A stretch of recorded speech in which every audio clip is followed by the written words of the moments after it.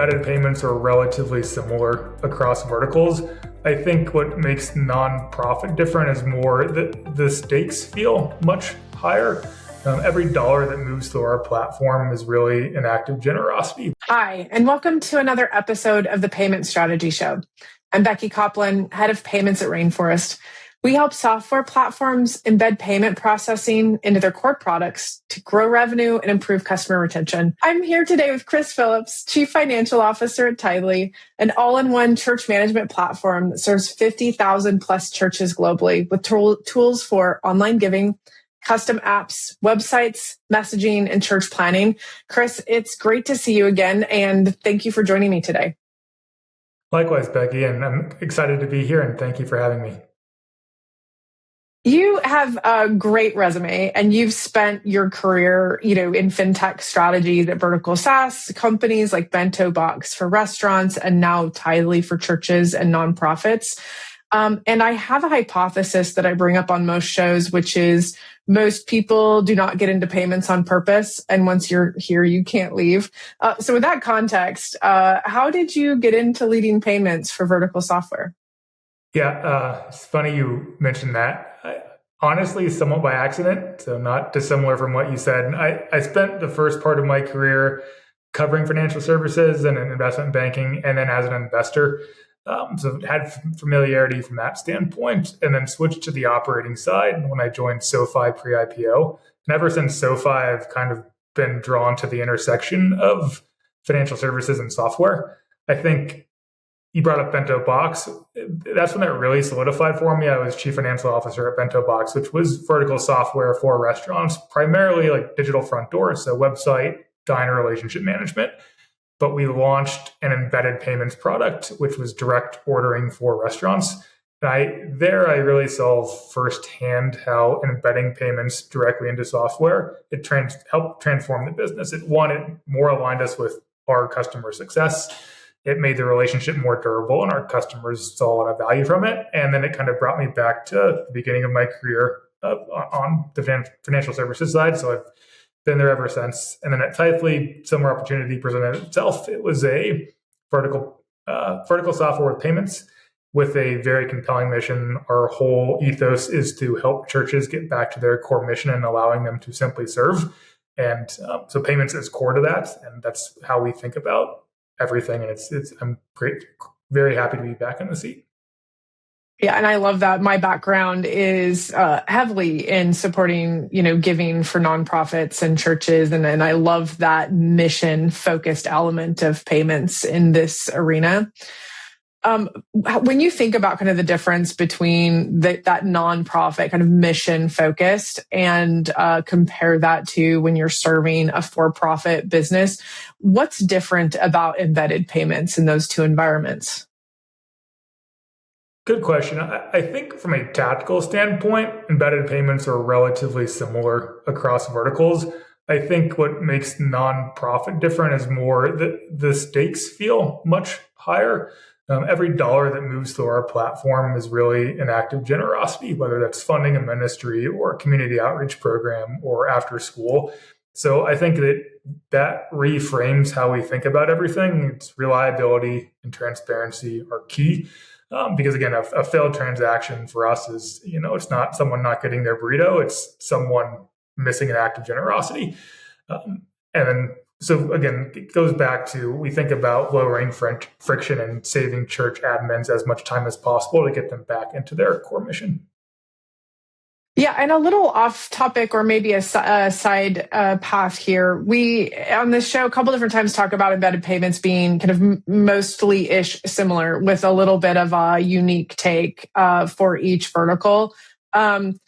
If you were to summarize that from your experience, how much of that is just plug and play? Like it doesn't matter what vertical you're in, X% of it is just the same. How would what ratio would you put on that? Top of head, I would say 75, 80% it is the same. I think where it is different is really in the user interface of how it flows through. So again, I think the core of, people want a smooth onboarding process. They want to be able to accept payments quickly. And just the back end infrastructure you need to set up is critical. But then it's really the customer experience that changes. So for Bento Box, I needed to integrate very well with my website. People get a receipt, it ties to the kitchen. That's obviously unique to the restaurant industry. For Tightly, all of our payments, again, it's someone donating to their church. So it's a very personal experience. So one, you want to make it seamless. Two, you want to not have an overly commercial, like a cell phone number or something that is random coming through. It needs to be Tightly. It needs to be the church. And we don't want, remarketing campaigns there because it's a personal decision. It's not a commerce transaction. So it really, again, the backend infrastructure is very similar, but I think it all manifests in kind of the user experience where it's different for us. Yeah, I love that focus. There's definitely some other kind of unique payment challenges that come with churches and nonprofits, like mobile giving, recurring campaigns. Walk us through some of those other unique aspects to, kind of the challenges you face in kind of serving that mission within this vertical. Yes, and it depends on the church, but as you mentioned, particularly a lot of our larger customers, they will have a general fund.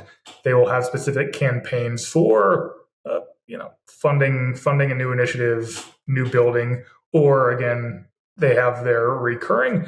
And so for us, and they want reporting on all of that. So then it gets into how we set that up. So we'll have different accounts and different reporting, so we can say, here are your recurring givers, here's your campaign fund of you're at 50% of your campaign target, et cetera, or these are just your one-off transactional donations, and they need to be able to have visibility across all of that. Whereas if you're serving, I'll go back to Bento Box, the restaurant, they had one account and all they care about is, okay, what is my gross merchandise value through this one account? I'm not having a campaign, et cetera. So it's having the flexibility to set up those different structures for our nonprofits, and then making sure they have clear reporting for they're not tax exempt, but for regulatory reporting, they need to have a clear delineation of where the funds are going.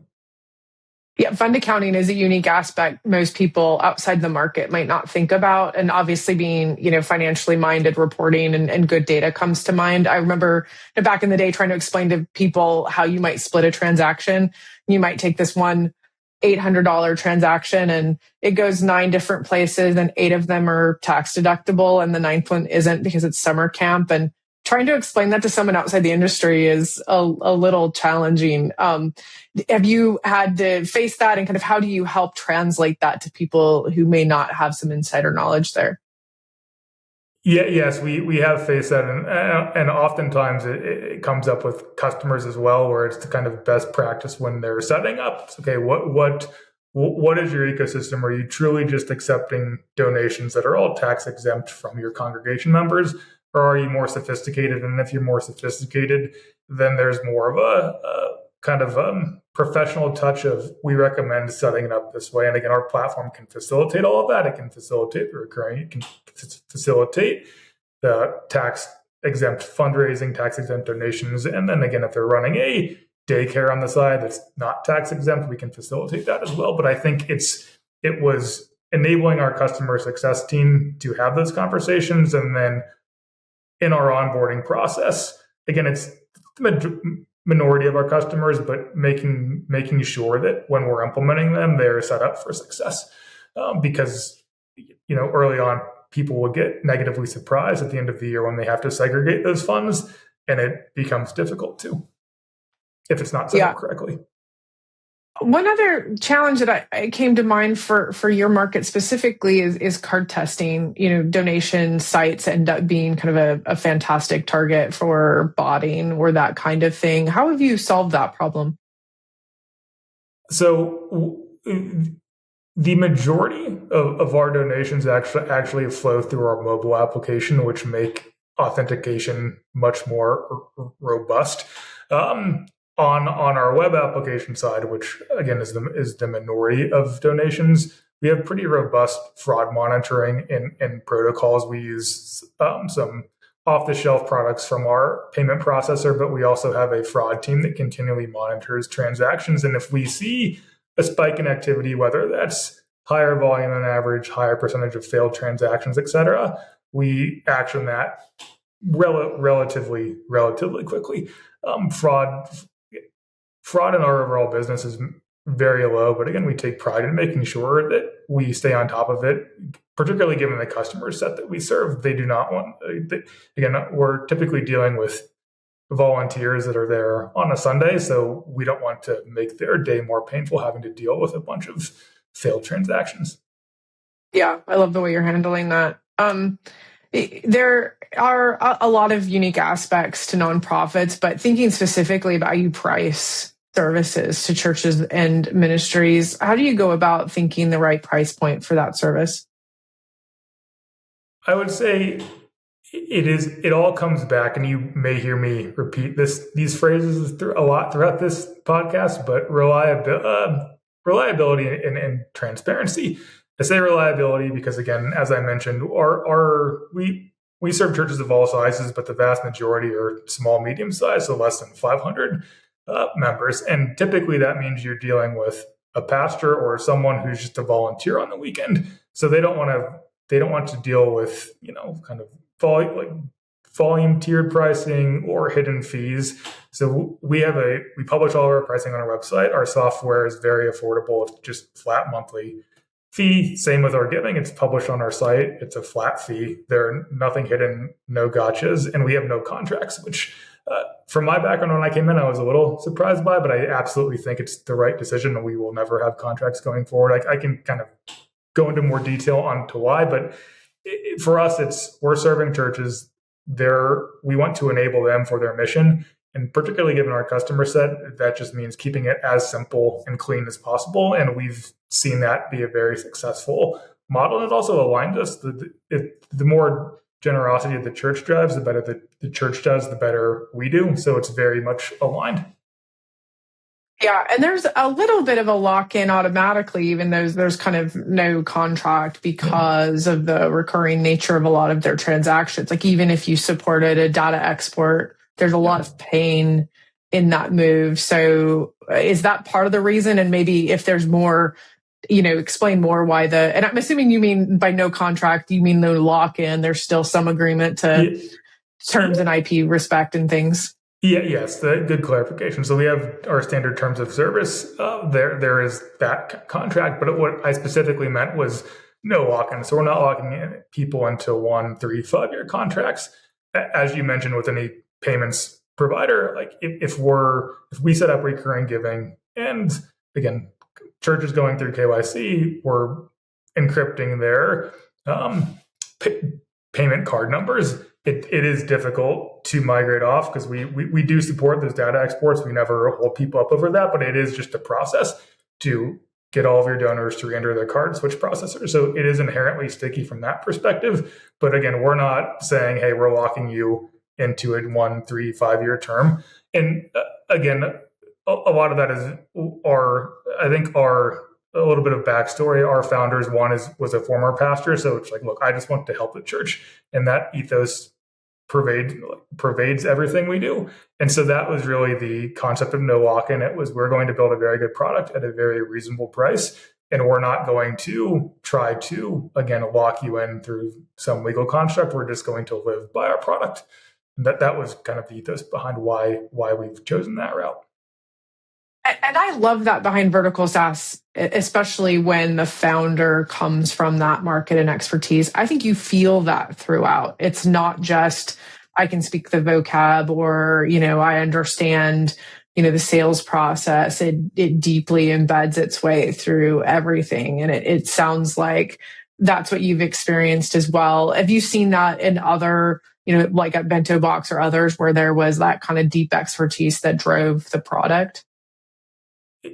Absolutely. And I think at least the more successful companies I have been a part of, it is almost a prerequisite for success. You have to, particularly within the product team, if you don't have people who get up and are excited about the individual workflows or mission or space that they're in, you can see that over time in product quality and NPS and retention. And again, having that direction from the top, it builds trust with customers. It's reflected in product roadmap. And our North Star is to allow churches to simply serve. And that sounds like a platitude, but it really does pervade the company. And again, we see it showing up in our attention, our NPS scores, and it is kind of a nice flywheel. There'll be some of our listeners who don't have that, right? They're CEOs that are sitting there that, have maybe stepped into a role that doesn't reflect a career in a particular industry. Do you think there's a way to create that or find that if it doesn't come from the founder's personal experience? Yes, I absolutely do. I think, again, it's sometimes easier if you have the founder who lives it and breathes it. But if not, I think it's just any type of, or really it's intellectual curiosity and caring about your customers. So whether that's establishing a customer advisory board and taking it seriously, taking their feedback seriously, hiring product people who are passionate about the individual industry you serve. We have a screen on our product team for that specifically to try to maintain, like, as we've grown, obviously, as you grow, you bring in expertise, more tactical expertise, but we always have a filter of, hey, do you care about the church? Are you involved in some way? Because you're going to be talking to our customers daily to try to improve the product. And if it doesn't excite you, it's just going to be harder for you to do your job well. So again, I think whether it's through customer advisory board, putting a kind of a screening filter on who you're bringing into your product org, that can go a long way in replicating that natural bent that you would have from a founder. I feel like customers can sniff that out too. Like if you're faking it, and maybe churches do this better than others, or maybe all markets are like this, but I feel like if you try to, pretend you can use the vocab, I feel like they kind of sniff that out really early. Have you seen that to be true?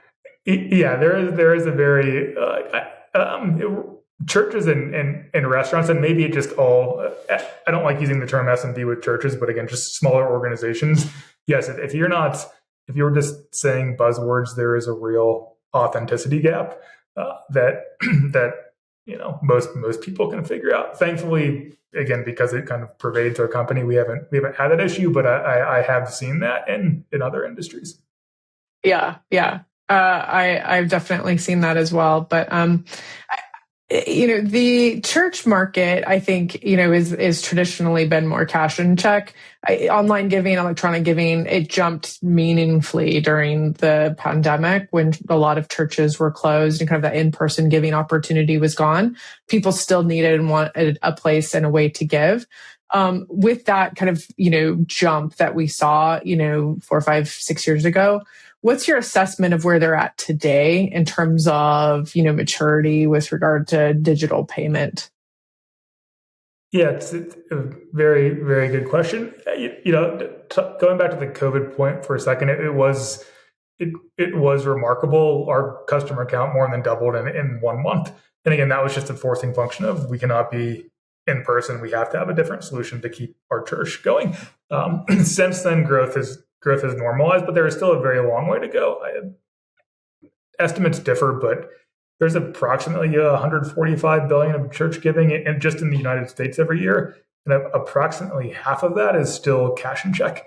So wow. We have a very, very long runway. And again, some of that is just generational or past behavior. We always try to stress with our customers, look, it's better for you, it's better for your church members because it's more secure. You get better reporting, and you're not having a bunch of cash and checks just sit in your back office, which is a kind of a security risk. So our whole push is it's better for everyone if this over time moves to digital. We don't push it, but it's just that's where we see the market going, and we will continue to try to drive that.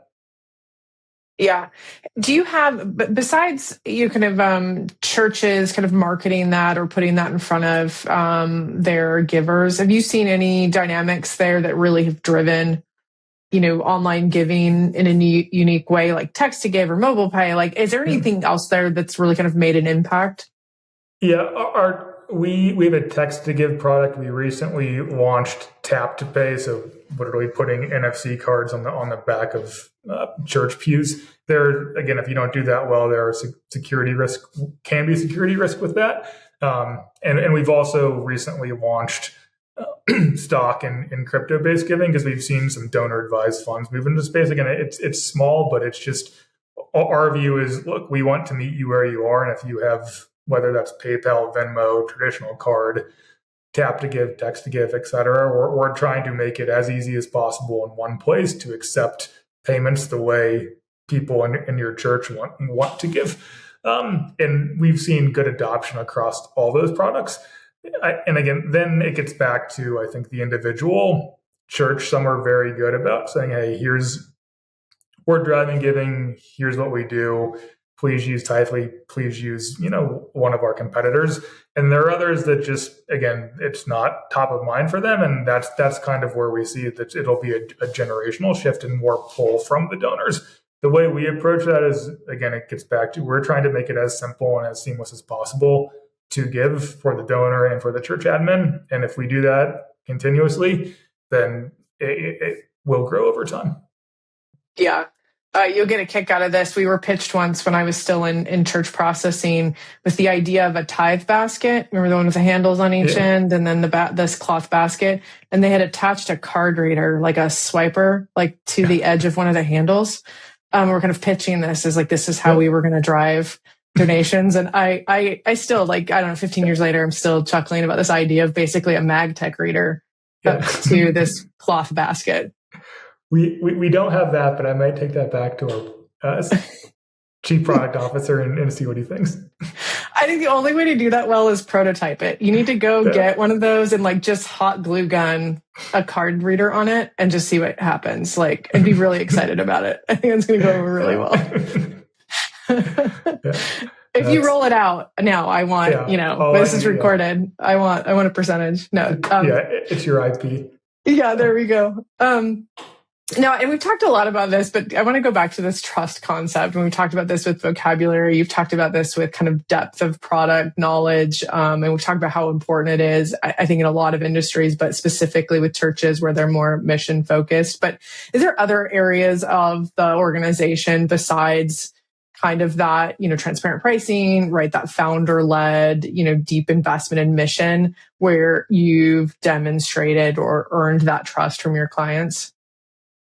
Yeah, as I mentioned, I think the ethos pervades the org. I think where it shows up by far the most is it's in product and also our customer success team. There, as I mentioned, there's no lock-in, so we're earning people's trust in business every day. They truly think of us as a partner. We're not a vendor. And if that means going and doing an ad hoc training on site for them, or our team host regional webinars where we will invite customers in the region just for a free day of training to help them for best practices and giving, best practices for using our church mobile app. Again, that team does an exceptional job because, again, our view is we are successful if we help our customers get out of the back office administrative side and help them, again, drive generosity, serve their communities.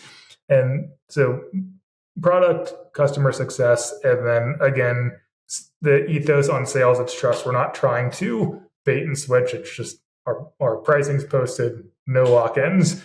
We will walk you through a demo, make sure you get up and running, and it's all trust-based. Yeah, that makes sense. When you first launched embedded payments at Tithely, like very few people kind of get it 100% right with the first launch. Like, what did you learn that you needed, right? That was a surprise after you'd gotten out with the product? Yeah, I think it was, everyone, I think, intuitively understands this, but making the onboarding and setup process kind of like basically just a progress bar. And I know that's tactical, but it really gets back to the, I'm a volunteer or I'm a pastor. I know nothing about payments. You're asking me for my EIN, for my address. I have to fill out all this information. Why am I doing this? How many steps are in the process? When am I going to be able to accept my first donation? And so we had built all that, but it wasn't, explicitly clear. So again, basically breaking it down into steps, making sure it's very simple and very clear, so that if you know nothing about payments and you're an administrator and you've heard, hey, digital payments are better than cash and check, we want you to be able to go to our site, go through our application, and get up and running. Obviously, we're doing all the security checks on our back end as quickly as possible. And so it was really just making that initial setup process incredibly clear, which we're still working on today, and we will always try to improve. But that was the biggest kind of initial warning, which I think is applicable to really any industry. It's just trying to make it like put yourself in your customer's shoes and make sure that you can kind of do it without jumping through hoops. Yeah. Removing friction onboarding, I feel like might be a problem we are trying to continue, to solve 100 years from now. Maybe we'll figure it out. It's good job security, because for all the regulations, I mean, there are valid reasons for having onboarding, but we try to make it as easy as possible for our customers. Yeah, absolutely. These insights that you've learned from your initial launch, and then obviously since then, how does that shape how you think about launching additional fintech products? I think it. Again, I feel like I'm repeating myself, so apologies. But it really does get down to taking as much friction out of the process as possible, making it as simple as possible, given the regulated nature of the payments industry, and then making sure that once you've gone through, like, onboarding is the first step, accepting your first payment is the first step, but really making sure that customer can grow and realize value from that capability. A little less applicable to Typhy, but at Bento Box, one thing that was helpful is once we realized later on, once the first order is processed, like sending an email, hey, congratulations, your first order is done. And then we would have like a snippet of best practices for where you position, the checkout on your website, or making sure it links to your menu. Then we'd send them another congratulations at the 10th process transaction, and just small things like that, making sure, because again, these are restaurant owners who were, focused on staffing or food or driving business or driving foot traffic to their front door. They're not necessarily thinking about what my online ordering is doing, but keeping it top of mind, kind of reinforcing milestones as they go along, really helped adoption, which obviously helped Bento Box, but more importantly, helped the customers. Yeah, that makes sense. That kind of gamification of that experience. Nonprofits are kind of often expected to create kind of outsized impact from the donations they receive and be really fruitful with those dollars. How do you balance the mission of helping churches grow with kind of that financial reality of running a nonprofit? I don't necessarily know that there's a distinction in my mind. I think it's one and the same. Or obviously nonprofits are relying on donations. They have relatively limited resources and they run lean. So our view is, if we can make it easier for your donors to set up a recurring donation, or give digitally, or give by tap to pay or text to pay or through PayPal, and we can drive more generosity and make it easier for you to drive more generosity, that's going to give the church more resources to grow their mission, invest in their community. So we kind of, we view it as very, very much aligned. And obviously there's that offline component, but again, our view is the more you do digitally, one, increasingly you're meeting your congregation where they're at. People always have their phone or some digital device. And then two, it's faster to process, faster to track, more compliant, easier for you to handle. So we kind of view it as very, very much aligned. Yeah, that makes sense. I know that there's a whole lot of literature out there about the kind of the cost of accepting a check, and it's not free, even if it doesn't have an exact price tag on it. And certainly security tracking, reporting, meeting your donors where they're at, like that creates a cost for cash and check when it's not free, right? Like, no, it's not free. Yeah, and we've had some of the more fun stories we've had are people realizing, hey, like how much we've asked, how much time do you spend cashing those $200 checks every month? And they're like, oh, well, it takes like I could go to the bank, do this, blah blah blah. I'm like, okay, well, you could save that 2 hours on a Sunday if you just did this, and then your tax, like your regulatory reporting would be done because it's all through the platform, and you save yourself hours where you can go back to serve your community and your congregation versus driving to the bank to deposit checks. Yeah, absolutely. So looking ahead, what embedded fintech products kind of beyond payment makes the most sense for churches and ministries? And where do you see Tithely's fintech stack evolving? Yeah, we're always evaluating, but I think the way we started, Tithely started as just the kind of digital giving. So again, using another business analogy would be like the revenue side. We then went into the church management product, which is, think of it as a church CRM. So a church has all of their members. They can manage events. They can do worship planning. They can build custom apps. So that's kind of, we have, your lifeblood of your donations coming in. You can manage your church through our CHMS product. I think when we think about what's next, the again, with our North Star of allowing to simply serve, it's either something on the expense management side, which is related to payments, but it may be, extending credit. There's also the payroll for, paying your volunteers. So we think one of those two areas is compelling, a little less fintechy, but facilities management. Really for us, again, it's all up in the air, but North Star is, what can we take off the church's plate to make it more efficient so that they can get out of the back office and, again, back into their communities? That's fantastic. And just a consistent theme throughout. And I love that. And I think that speaks to why you all have been so successful and will continue to be. But Chris, it's been fantastic chatting with you today. Thank you so much for taking the time out of your busy day to meet with me. Yeah, thank you, Becky. I very much enjoyed this.